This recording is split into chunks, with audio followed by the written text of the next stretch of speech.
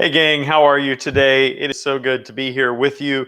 I have been hanging out on all sorts of entrepreneur boards for the last couple of months, just kind of checking out to see what's going on. And I sometimes I sit there in just disbelief, sometimes in horror, sometimes can't help but laugh or even chuckle at some of the stuff that I'm seeing. And here's the sad reality of what's happening on these boards.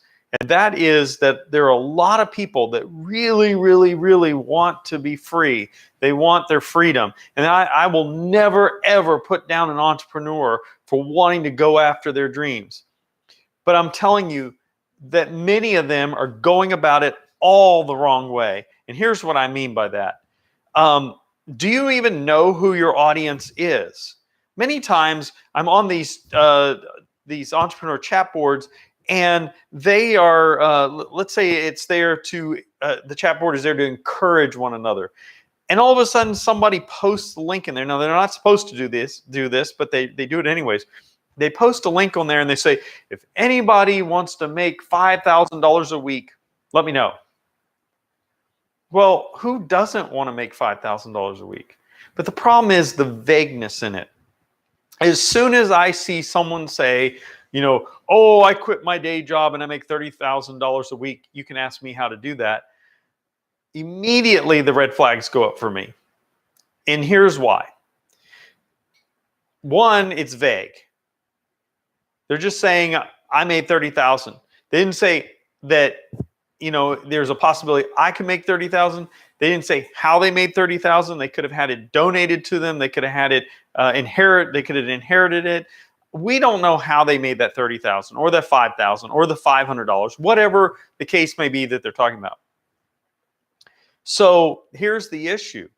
When you immediately see something that's vague like that, the red flags go up for me and I say, nope, that is either a pyramid scheme, or it's some sort of scam, or they are wanting me to do something that I'm not interested in doing. Here's the other thing. And again, I have been known to be down on multi-level marketing and network marketing at times. And here's my beef with them. If your product or service is so great, why do you have to be vague when telling people what it is you do? You're saying, oh, I made all this money. I have an incredible business. Ask me how you can have it too. Why don't you tell me what it is? Why don't you list the product or the service? Why don't you say, hey, I'm selling soap. Hey, I'm selling makeup. Hey, I'm selling healthcare products. Well, I don't care what you do as a stream of income. What I'm saying is that you have to be aware of your audience.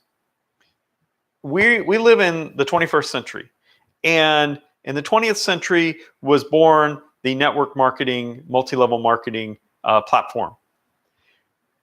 I'm now old enough, and many of the people around me are old enough to smell network marketing when it comes about. So my biggest beef with it is, if you have to hide what you're doing, how great can it really be? If you have to hide what you're offering me, then how great can it be? Now, I get it, in the 80s and 90s, that was the way to recruit someone into Amway and other things, and I understand that. But there's got to be a better way. Okay, so here's another key to success. Know your audience. I'm going to go deeper in that. Know your audience, and that is that when you go on these network boards or you're talking to someone in the grocery store or something, they not necessarily are interested in what you're doing. So don't try to sell someone right out of the gate. So if I'm walking down the street and someone walks in, hey, you want to be in a great business? You look like a successful person. Why don't you be in a business? First of all, hello, nice to meet you. What is your name?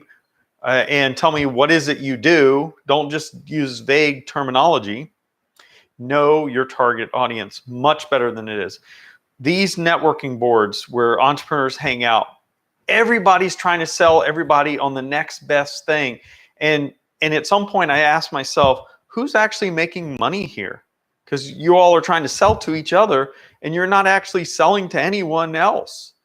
And if you're trying to sell to me and I'm trying to sell to you, nobody's buying. So you have to go where the audience is. Now, when I'm looking for clients, I'm constantly thinking, where do they hang out? Where can I find them? How can I know that they're going to be my client? How can I make them a captive audience? In other words, they can use my product, like my product, buy my product, and now they're going to use my product over and over again. You have to think about where your audience hangs out. Listen, if you are a crafter and you have craft products, you're not necessarily going to find your key audience on LinkedIn. It's just the way it is. Your key audience is probably going to hang out on Instagram, Pinterest, of course, maybe Facebook. That's where your audience, your target is going to be, not on LinkedIn. Probably not on Twitter. There may be some on Twitter, but if you really want to make it in the craft business, you probably should be posting your stuff on Pinterest and Instagram. Those should be your friends. That's where you should be going. The other place you should go is craft fairs. Now that is very labor intensive, but that is where your audience hangs out. If you're a high ticket coach like I am, I don't necessarily find my clients on Pinterest. Now I do have a Pinterest page, but not once have I ever had a client come to me from Pinterest. My clients usually come to me by word of mouth. They definitely come to me through LinkedIn. I have some clients that do come to me through Instagram because they follow me there. And I have had clients come to me through Facebook, although in more recent times, Facebook has become more difficult for me to reach the particular audience that I work in because I have changed the focus of the audience I work with. You have to know where your audience hangs out. Okay, one other key that I want to mention to you, and that is that you have to change your mindset. You know, often on these chat boards that I find for entrepreneurs, they talk about being discouraged, they talk about being depressed, they talk about being lonely. And if there's one thing that I have learned in all the years that I've been in business, that is that the battle, the war that's going on is actually in your brain before it's anywhere else. If we think it, we can manifest it into reality. What I mean by that is that we have to realize that what we say about ourselves and to ourselves can either benefit us or hurt us. If you really want to be a stellar entrepreneur, you have to get this one above everything else. Go look at what anyone is saying. Go look at all the authors like I have on my shelf back here. Go look at all the successful entrepreneurs. And to the single one, you will find, to every one of them, you will find that somewhere in what they talk about, when you ask them to talk about success, they're going to talk about the mindset of success. If you think it, you can achieve it. Now, that is a Napoleon Hill Think and Grow Rich statement. But the point is that truly what goes on in our brains helps or hurts us toward our end goals. Now, I wrote down this really interesting statement that I thought of this morning, and that is that we must look inside to fix the problems. You have to look within to find the answers to you. You have everything you need to be successful. You have the time. You have brains. If you have heart, if you have motivation, you have everything you need to be successful. All you need to do is engage them all together and point toward a singularity of goal, and nothing can stop you if you're truly hungry for it. Don't say you've tried everything when you've given up, because that means you haven't tried everything. The only thing you didn't try was to keep going. Don't give up. Think about what it is that's in your way and look at it this way. It is not, a barrier is not something that keeps us from our goals. A barrier is there to teach us how to get to our goals. You know, if we look at Edison, there's a story about how it took him 9,000, 10,000, whatever times with the light bulb. And he said, I didn't give up. Now that is a well-known quote. Now I don't know if it's really attributed to Edison, but it has been. But here's what I've learned. And I think this is what every successful person has ever learned about success. Failure is a lesson to the winner. Now, the only way you can be a winner is to not give up.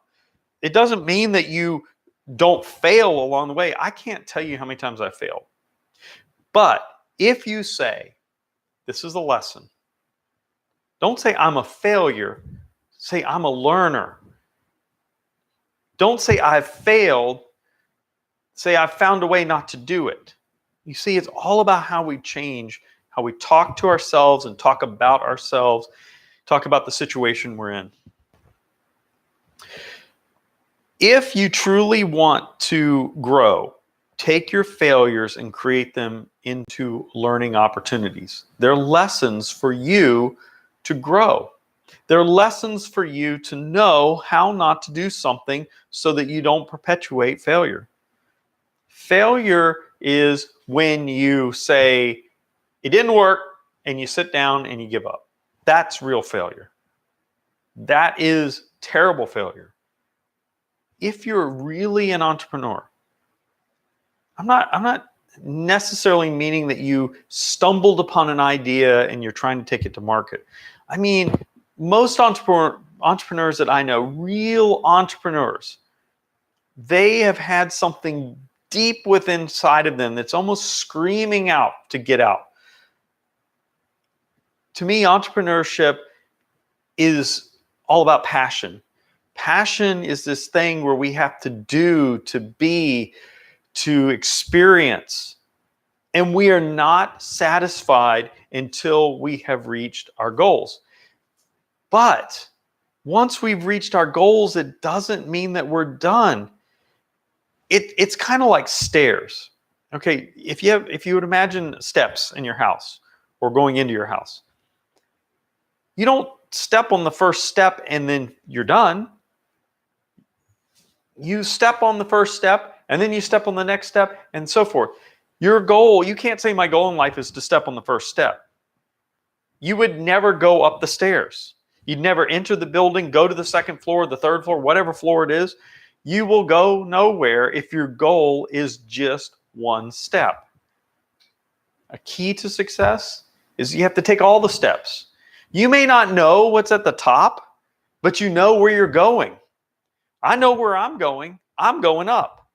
I'm going to the next step and the next step and the next step. I have no idea what is at the top, what is over the top. But what I do know is it's what I want.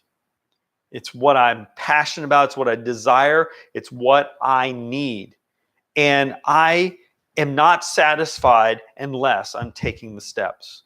I am not satisfied unless I'm going to the next one and the next one. So when you set a goal, say to yourself, this is the first step.